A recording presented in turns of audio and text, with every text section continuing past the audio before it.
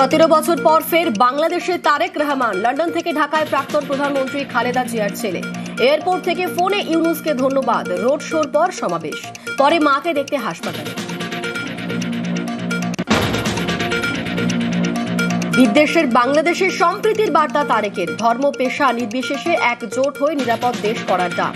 হাদি হত্যার নিন্দা করে ধৈর্যের আর্জি।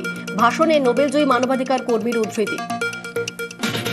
মার্টিন লুথার কিং তার একটি বিখ্যাত ডায়লগ আছে, আই হ্যাভ এ ড্রিম। জাতীয়তাবাদী দলের একজন সদস্য হিসাবে আপনাদের সামনে আমি বলতে চাই, আই হ্যাভ এ প্ল্যান। আপনারা যদি আমাদেরকে সহযোগিতা করেন, আমরা আই হ্যাভ এ প্ল্যান বাস্তবায়ন করতে সক্ষম হব। 12 ফেব্রুয়ারি বাংলাদেশে ভোট। পদ্মাপাড়ে নির্বাচনী লড়াইয়ে কি কাঁটা তারেক রহমান? প্রাক্তন প্রধানমন্ত্রী খালেদার ছেলে ফেরায় ইউনূসের পাশাপাশি চাপে এনসিপি, জামায়াতে ইসলামী। বাংলাদেশে ফের গণপিটুনিতে খুন। নিহত অমৃত মণ্ডল রাজবাড়ির বাসিন্দা। চাঁদাবাজ তকমা দিয়ে পিটিয়ে খুনের অভিযোগ। এক সপ্তাহ আগেই ময়মনসিংহে পিটিয়ে পুড়িয়ে হত্যা দীপু দাসকে। পদ্মাপাড়ে নিহত হিন্দু যুবক। উস্কানির অভিযোগে ধৃত আরো 6, মোট গ্রেফতার 18। দীপু দাসের পরিবারের সঙ্গে ভিডিও কলে কথা শুভেন্দু অধিকারীর, সাহায্যের আশ্বাস। সরকারি অনুমোদন ছাড়াই কি কৃষি বিপণন দফতরের নিয়োগ? 26 জন চুক্তিভিত্তিক ইঞ্জিনিয়ারের চাকরির জন্য বিজ্ঞাপন।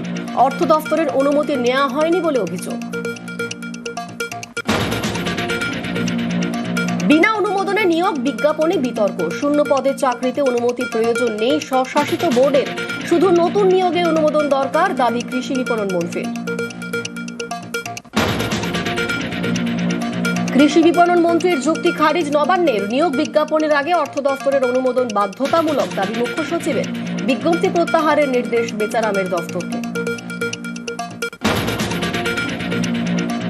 ফেব্রুয়ারিতেও বিজ্ঞপ্তি দিয়ে নিয়োগ কৃষি বিপণন দফতরের। 14 জন চুক্তিভিত্তিক ইঞ্জিনিয়ারের চাকরি।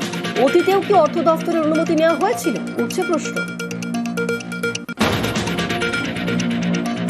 উন্নাও ধর্ষণে সাজাপ্রাপ্তকে জামিন। বিজেপির প্রাক্তন বিধায়কের জামিনের বিরোধিতা। দিল্লি হাইকোর্টের নির্দেশ চ্যালেঞ্জ করে সুপ্রিম কোর্টে সিবিআই এসএলপি দাখিল। বিজেপিকে তোপ দেখে এক্স স্যান্ডেলের সরব অভিষেক বন্দ্যোপাধ্যায়।